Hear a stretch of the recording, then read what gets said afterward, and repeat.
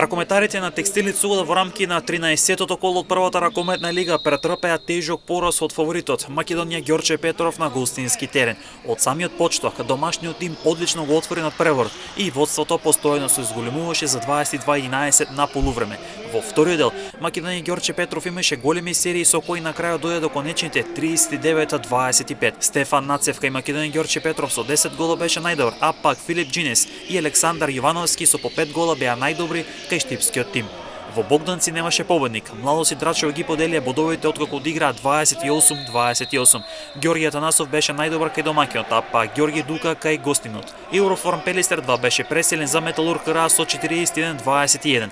Аеродром Дома загуби од Кичево со тесни 25-27.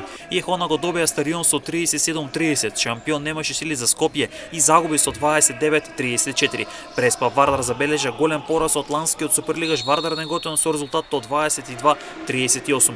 Тек Селек со 2 победи, 10 порази и 4 бодови е предпоследен во групата Б, а место во плеофот обезбедуваат Еуроформ Пелистер 2, Металург, Мулти Есенс и Овче Поле, а известно Јехона од групата А. Од групата Б се Скопје, Младост, Драчево, Македонија Ѓорче Петров и Вардар Неготино.